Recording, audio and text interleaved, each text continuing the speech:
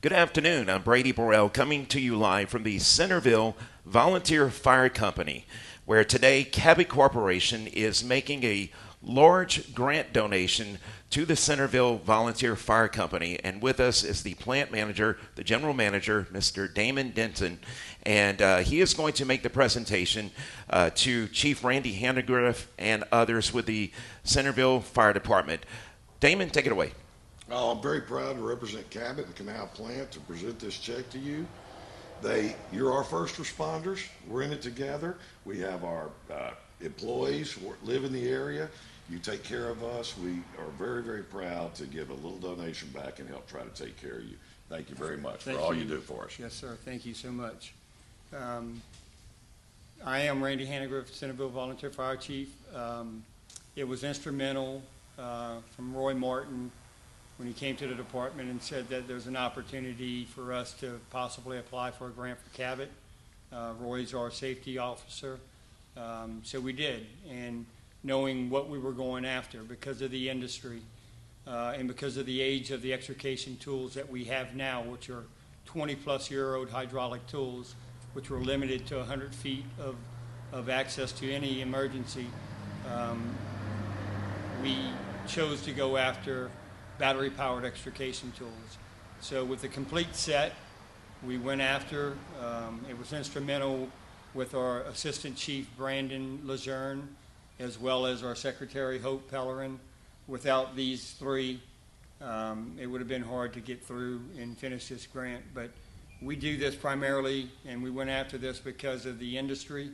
When Cabot has big, large turnarounds, there's hundreds of contract workers that are driving 317.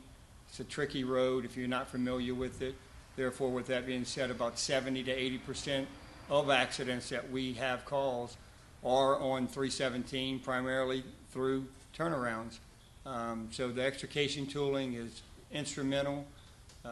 When we bought the tools, we bought them very strategically with surrounding departments that have the same exact tools.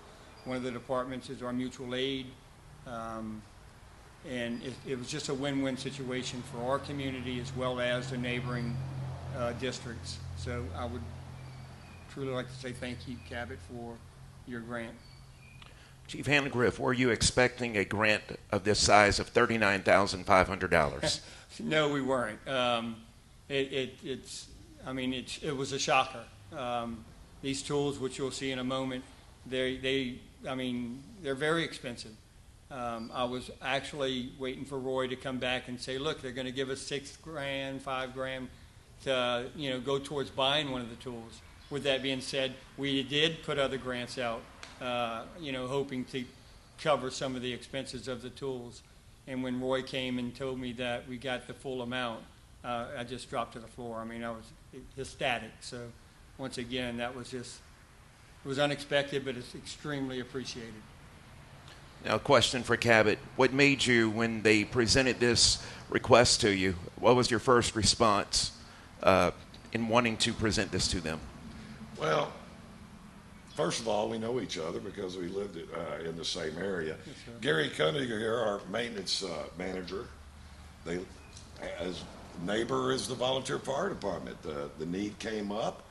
It satisfies and goes directly down the path of Cabot values, so it was really an easy decision. We asked our board of directors, and they quickly affirmed it. Great. I want you to introduce those who are with you today. Well, I got Gary here, introduced him. We have Drake Duhon here, our environmental manager. Ben Icona, our production superintendent. We got Scott Martin, runs our WPS. We got Mike Saunier, takes care of everything in maintenance. Our wonderful HR manager. Christy Broussard, Zach Silsby, our operations manager. Thank you. We're going to get a tour of the equipment, if you Absolutely. don't mind, Chief Handegriff. I'm going to make my way over there in just a moment. Yeah, we'll let our assistant chief explain.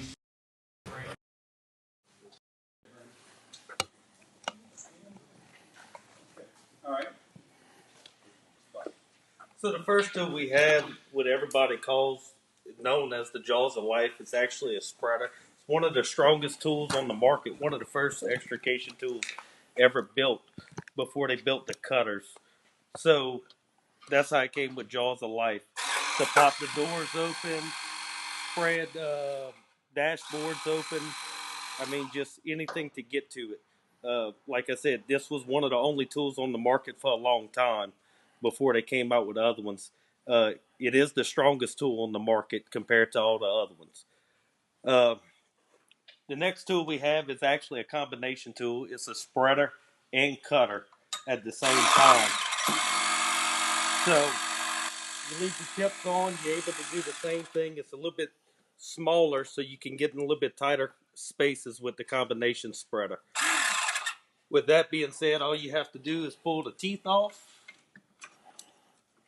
and it turns into a cutter. So we have some wrecks in the wooded area in Rickahawk where we're going through mud puddles in the woods. This would be the ideal tool for that area. Just for the fact that it's a single tool, you don't have to carry 2 or 3 tools back there. You could use one tool to do both. A little bit lighter than everything else. The other tool's the ram. This is made to push dashboards and pretty much anything you need to move out the way. It got a little bit longer reach than the spreaders, so it's really instrumental in that. And the other one is the cutters. This is to cut the A posts and B posts of the vehicles to be able to remove the roofs. Pretty much anything you need to cut these things. These tools are the strongest on the market right now. There's no vehicle on the market that these tools can't penetrate through and remove the patients out safely. So Wow. that's the reason we went with it. That's pretty widespread. You can take that and just go to a post on a vehicle and within no time cut it apart. What sets these tools apart from the hydraulic tools you've been using for the past several decades? Once again, it's the fact of accessibility. We don't have to bring the rescue unit within 100 feet of any incident. We're able to grab these tools and we can go miles. There's no attachments. They're freestanding. They're battery powered. We have backup batteries in a pack. It's just we're able to go to a scene quickly without pulling hydraulic lines and attack the incident. And once again, this also, because of its span, Cabot has a structure that fell over on someone and or a scene.